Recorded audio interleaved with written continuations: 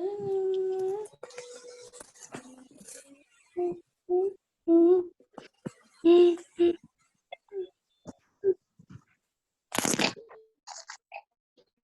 Students, हम 5 minute में ये एस कुमार सर को लॉगिन करा के तब पढ़ाते हैं, ठीक है? Okay ma'am. Okay ma'am. थोड़ा सा वेट कर लो प्लीज, थोड़ा सा। Okay ma'am. Okay ma'am. Okay ma'am.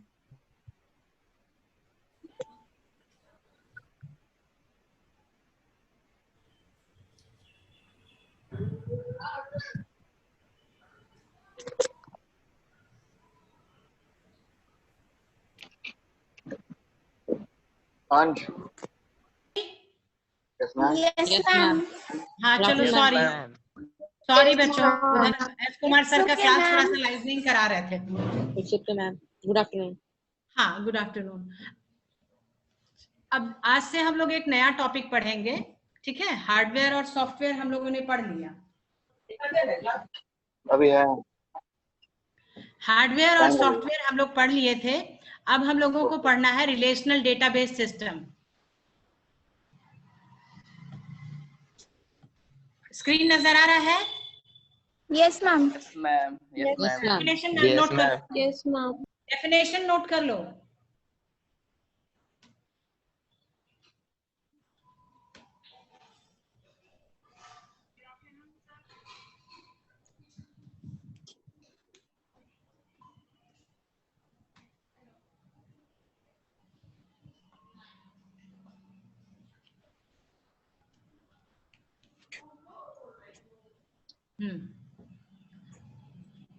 Note कर लिया?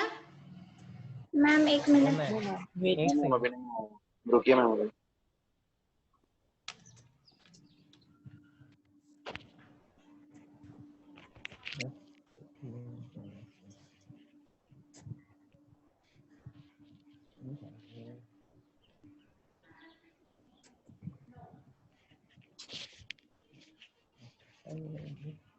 यस मैम, हो गया। हाँ, लिख लिया ना? डेटाबेस तुम लोग 10th में भी पढ़े हो, है ना? हेलो? Yes ma'am.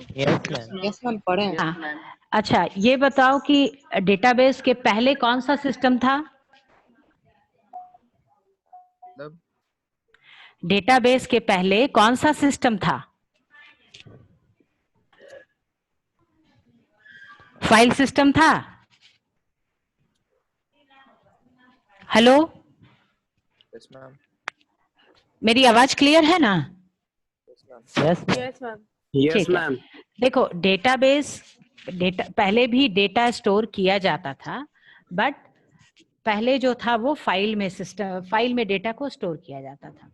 अगर तुम मान लो अपने एक स्कूल का एग्जाम्पल लेते हो, तो तुम ऑफिस में जाके अपना रिकॉर्ड्स देके एडमिशन करवाते हो, तो एक ऑफिस के में जो क्लर्क बैठता है उसके पास तुम्हारा एक रिकॉर्ड हुआ, जिसमें तुम्हारा पर्सनल इंफॉर्मेशन, तुम्हारा एड्रेस, सब कुछ रहता है, तुम्हारा मार्क्स, प्रीवियस क्लास का टीसी, एवरीथिंग। उसके बाद वहां से एक डेटा आपके क्लास टीचर के पास भी आता है आपके रिकॉर्ड्स का, ठीक है? तो एक फाइल आपके क्लास टीचर के पास हुआ, एक फाइल ऑफिस में हुआ, और एक फाइल एग्जामिनेशन में रहता है, जहां की आपका रिजल्ट बनता है, ठीक है? रिजल्ट बनता है, आपका रजिस्ट्रेशन होता है, जितना और भी जो प्रोसेस है वो एग्जामिनेशन में होता है। तो एक ही बच्चे का 3 जगह इंफॉर्मेशन स्टोर हुआ। Yes ma'am. अच्छा, अब मान लो कि तुम्हारा एड्रेस, तुम्हारा घर कहीं चेंज होता है, तुम्हारा घर कहीं शिफ्ट होता है, तो तुम्हारा एड्रेस चेंज हो जाएगा। अब तुम मान लो कि क्लर्क के पास एप्लीकेशन दे दिए कि my residence has been change and this is my new address, तो क्लर्क अपने फाइल में उसको अपडेट कर लेता है और वो एप्लीकेशन को भेज देता है क्लास टीचर के पास। मान लो क्लास टीचर भी अपडेट कर देती हैं, एंड देन एप्लीकेशन आ जाता है एग्जाम के पास, लेकिन एग्जाम में उसको रख दिया जाता है कि चलो बाद में करेंगे। तो एक ही बच्चे का 2 एड्रेस हो गया। Yes ma'am. एक एड्रेस हुआ जो कि क्लास टीचर के पास है, जो कि अपडेटेड है, लेकिन एक एड्रेस पुराना वाला है जो कि एग्जामिनेशन में। तो एक ही बच्चे का 2 एड्रेस हो गया। तो ये क्या हुआ, ये फाइल सिस्टम का बेसिकली डिमेरिट था कि हर जगह आपको हर जगह पे जाके चेंज करना है, यानी हर उस फाइल को एडिट करना है जिसमें आपको अपडेशन की जरूरत है। दूसरा, अगर एग्जामिनेशन वाले रिकॉर्ड पर अगर फर्दर कोई काम हुआ तो वो डेटा गलत हो जाएगा। और एक ही आदमी का एक तो multiple copies of same data हो गया, ठीक है, multiple copies of same data है ना, एक ही बच्चे का 3 जगह एड्रेस है, Yes, ma'am. Yes. इसको हम लोग बोलते हैं data inconsistency, sorry data redundancy, ठीक है। This is duplication of data, हम वो लिखवा देंगे, पहले समझ लो। तो वो हो गया आपका duplication of data, that is data redundancy. और एक और चीज क्या हुआ है इसमें, मल्टीपल मिसमैचिंग कॉपीज एक ही डेटा का है, एक ही बच्चे का 2-3 है ना, दो एड्रेस सेम है, एक एड्रेस अलग है, यानी एक ही डेटा है, बच्चा एक ही है लेकिन 3 जगह उसका डेटा है, और वो भी मिसमैचिंग है।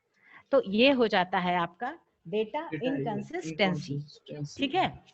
तो ये सारा डिमेरिट्स था आपका फाइल सिस्टम का, कि ये सारे डिमेरिट्स को हटाने के लिए फिर लाया गया डेटाबेस, ठीक है।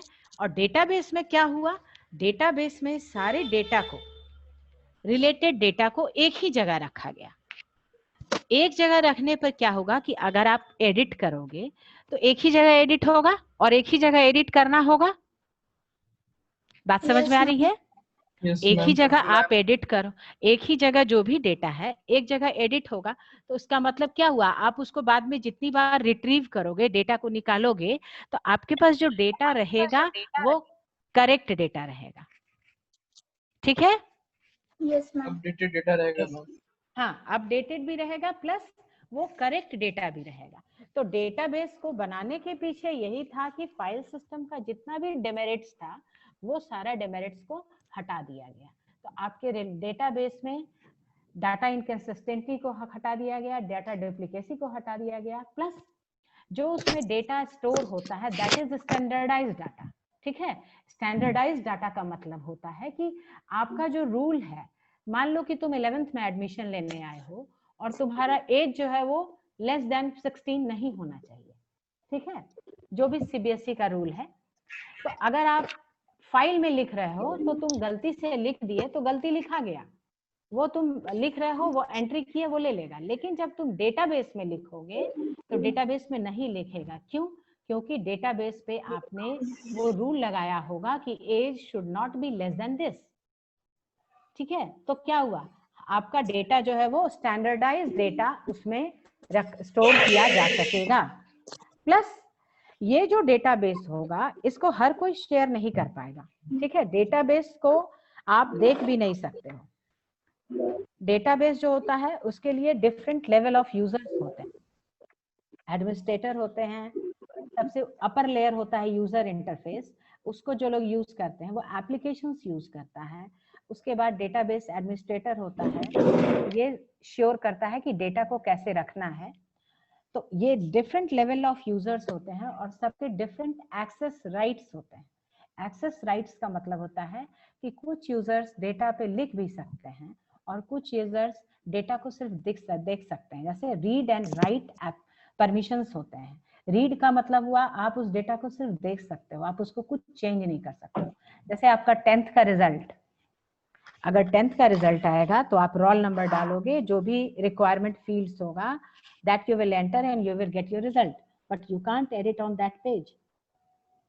ऐसा तुम लोग ऑनलाइन रिजल्ट्स आप लोग देखते होंगे, तो आप उस पेज पे तो कहीं नहीं राइट कर पाते हो ना, वो एडिटेबल नहीं रहता। You don't have right permissions on that database, ठीक है। बट जो लोग उसके डेटाबेस पे वर्क कर रहे हैं उनको राइट परमिशंस हैं, they can edit on that. ये डिफरेंस समझ में आ रहा है डिफरेंट लेवल ऑफ यूजर्स का? Yes, ma'am. Yes ma'am. Yes, ma'am. Yes, ma'am. Okay. Yes, ma'am. उसके बाद फाइल सिस्टम में क्या क्या डिमेरिट्स थे, इसको नोट कर लो। पहले हम लिख रहे हैं, आप लोग नोट करो।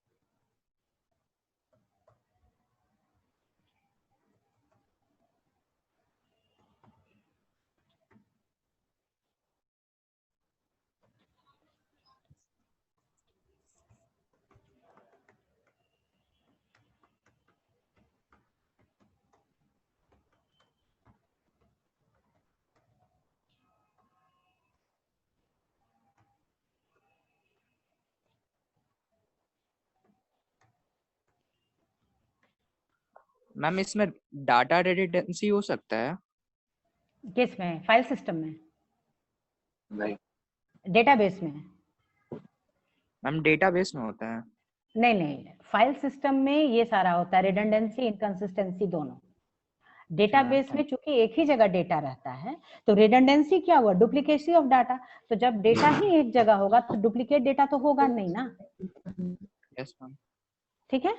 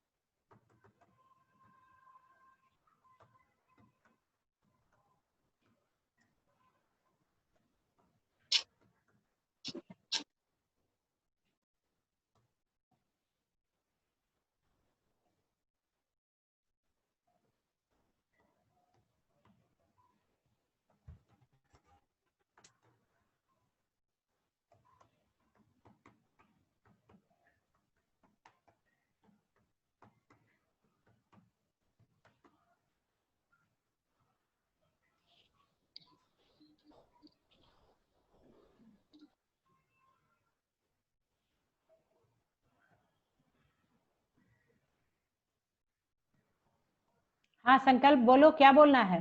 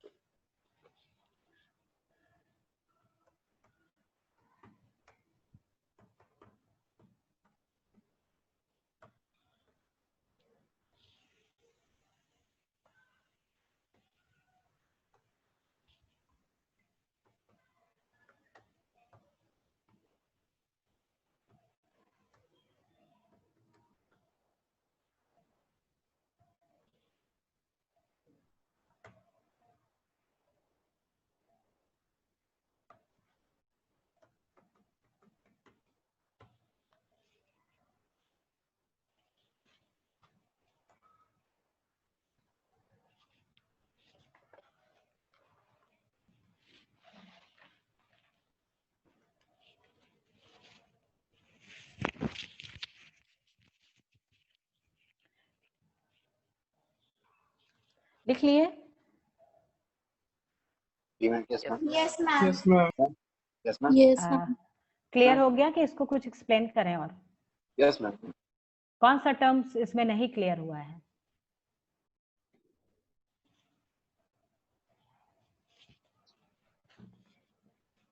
कोई Ma'am, टर्म इसमें clear जो नहीं क्लियर क्लियर है? Yes, Yes, ma'am. ma'am. Clear. अच्छा, इनकरेक्ट डाटा से क्या समझते हैं? एरर आ जाता है, हम्म? डाटा एरर आ जाता है। नहीं, डाटा एरर नहीं आता है। एक्चुअली होता ये है कि जैसे मान लो कि तुम्हारा थ्योरी का मार्क्स 70 मार्क्स का है ना? आईपी या फिजिक्स किसी सब्जेक्ट की बात करें तो theory is of 70 and practical is of 30 marks.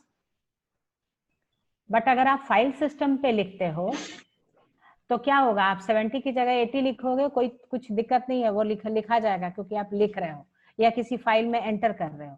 But अगर तुम डेटाबेस में एंटर करोगे तो वो एंट्री नहीं लेगा और एरर आएगा कि marks should not be greater than 70।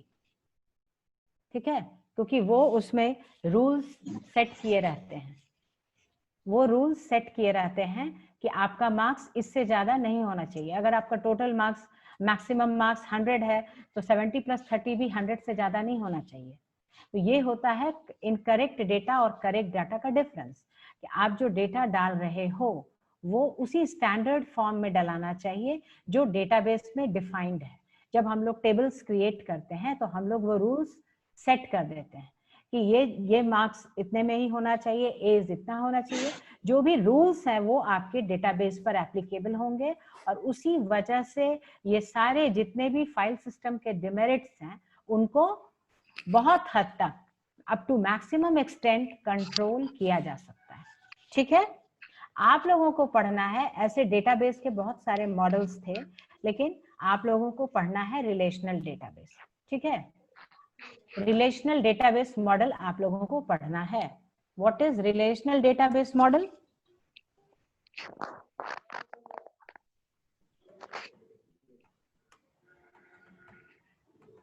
Collection of interrelated.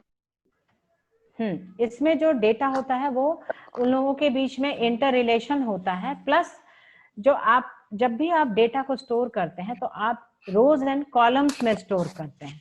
ठीक है? ये रोज एंड कॉलम्स में जब स्टोर होता है तो हर कॉलम्स के बीच में जो डेटा होता है, डेटा का भी अपना रिलेशन होता है। इसीलिए इसको बोलते हैं रिलेशनल डेटाबेस, क्योंकि the data is organized in tables. Data is organized in tables. अब टेबल्स मतलब collection of rows and columns. इसमें रोज आपके क्या होंगे? रोज होंगे आपके रिकॉर्ड्स और कॉलम्स होंगे फील्ड्स, दैट इज एट्रीब्यूट्स। ठीक है?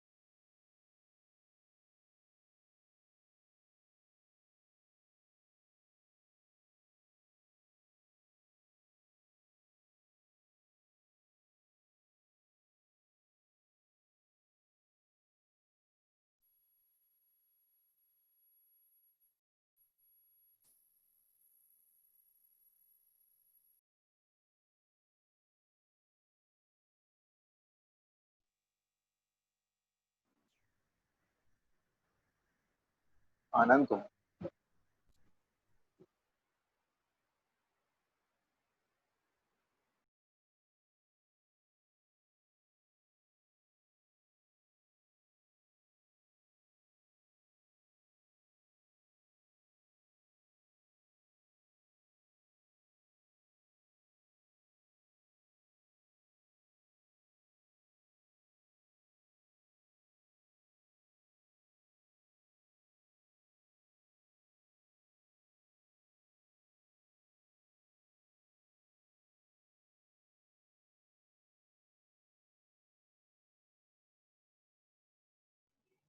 Ma'am, you are not audible.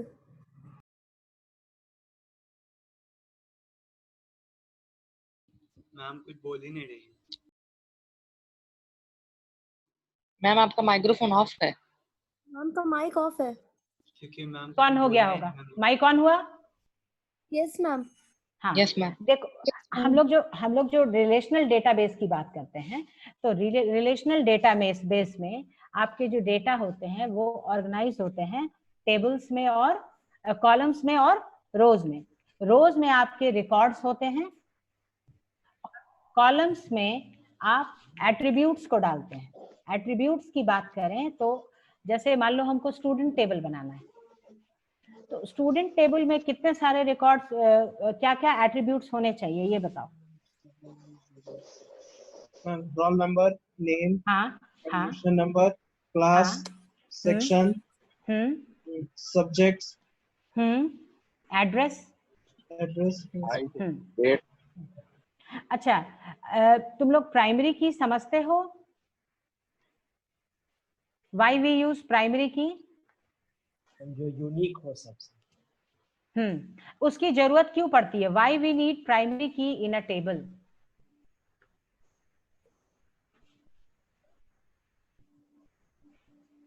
No ma'am. Tell me.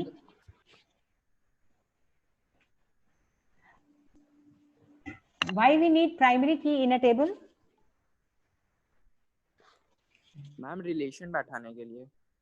हाँ, रिलेशन बेसिकली नहीं बैठाते हैं हम। जब रिकॉर्ड को सर्च करते हैं तो सर्च करने के लिए हमको ऐसा डेटा चाहिए जो उस टेबल में यूनिक हो। ठीक है? अगर जैसे देखो, अगर हम मान लो 11A की बात कर रहे हैं, तो 11A में मान लो 2 बच्चा हो सकता है अभिषेक नाम का। Yes ma'am. लेकिन दोनों का रोल नंबर तो अलग होगा, रोल नंबर अलग होगा।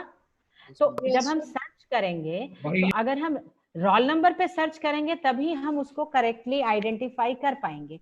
लेकिन अगर हम नाम से करेंगे तो हम नहीं कर पाएंगे, क्योंकि जो दोनों स्टूडेंट्स होंगे वो दोनों आ जाएंगे।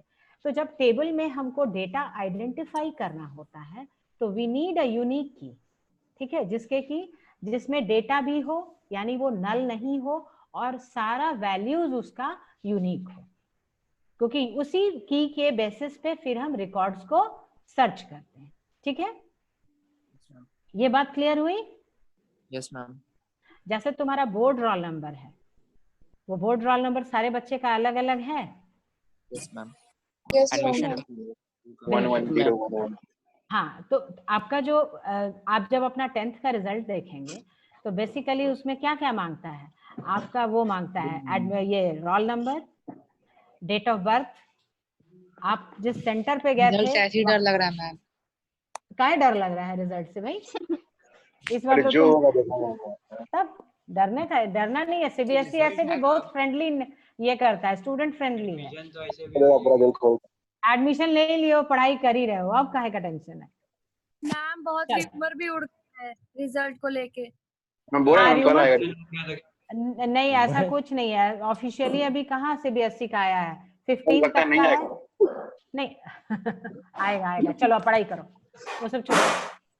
हाँ, तो डेटा आइटम आप लोग बुक परचेज कर लिए हो? आज तो आईसीएसई का है। हम डाउनलोड कर लिए। हाँ ठीक है, डाउनलोड किया हुआ है yes ma'am. Ma'am e book ही है। हाँ ठीक है, ई बुक लिए हो, लेटेस्ट वाला लिए हो ना? Yes ma'am. Yes ma'am. चलो इसको लिख लो पहले।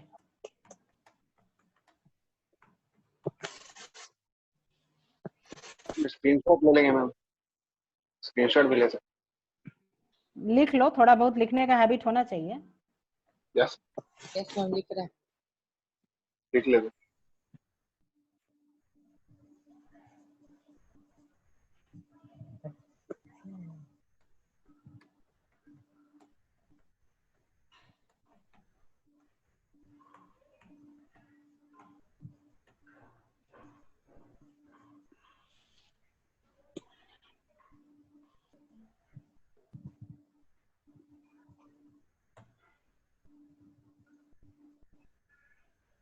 डाटा आइटम क्या हुआ? ये किसी भी कॉलम में जो आप वैल्यू देते हैं उसको हम लोग डेटा आइटम बोलते हैं। ठीक है, जैसे रोल नंबर डाले या नाम ही डाल रहे हैं तो हर बच्चे का अपना नाम डाला जाएगा और वो उस कॉलम का डेटा आइटम होगा। उसको हम लोग फील्ड के नाम से भी जानेंगे। And now this is record. What is record? It ma'am, is बोलो मैम स्पेलिंग गलत लिख दी मैम, अब रिकॉर्ड का मैम डबल आर होता है ना। किसमें? चलो हाँ चलो गलत लिख दी मैम आप। ठीक है, सही कर दिए। अबे तुझे मालूम है रोशा? क्या बात है? Okay ma'am.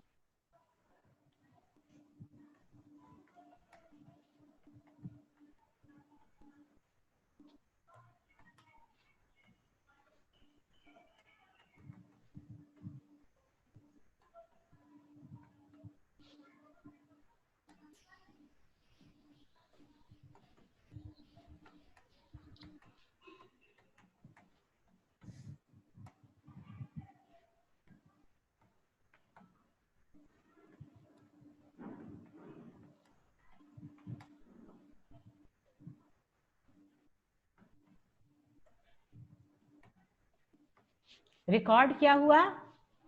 रिकॉर्ड होता है एक कंप्लीट, जैसे आप जो टेबल बनाते हो तो ऊपर कॉलम्स में हम लोग फील्ड्स लिखते हैं और नीचे रोल नंबर 1 उसका सारा का सारा डिटेल्स, रोल नंबर 2 उसका सारा डिटेल्स। तो वो जो एक रोल नंबर 1 वाला जो रो हुआ वो कंप्लीट हम लोग उसको बोलेंगे रिकॉर्ड। ठीक है, और उस रिकॉर्ड में क्या होगा, उस टेबल में जो भी अगर स्टूडेंट टेबल है तो किसी एक स्टूडेंट का कंप्लीट यूनिट ऑफ इंफॉर्मेशन होगा।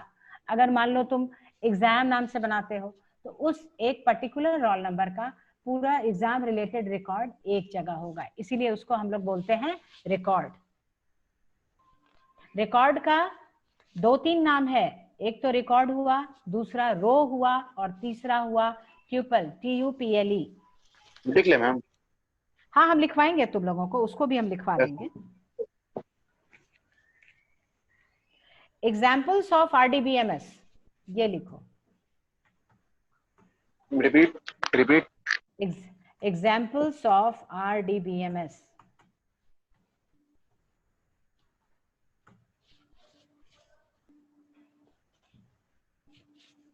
पहला है MySQL, ये आप लोगों को पढ़ना है।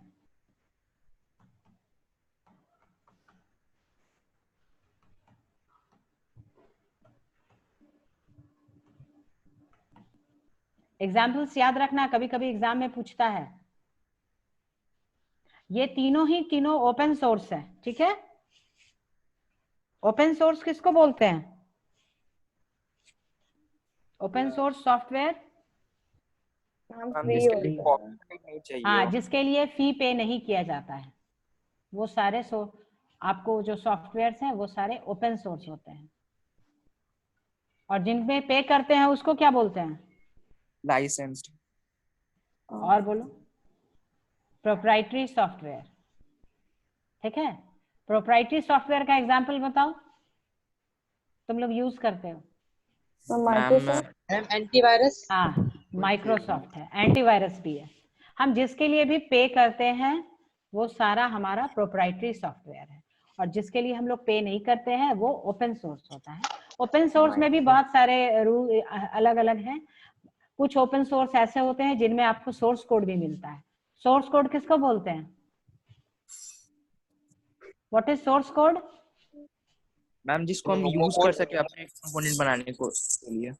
नहीं, सोर्स कोड और ऑब्जेक्ट कोड ये आप लोगों को लैंग्वेज ट्रांसलेटर में पढ़ाए थे। What is the difference between the two, source code and object code?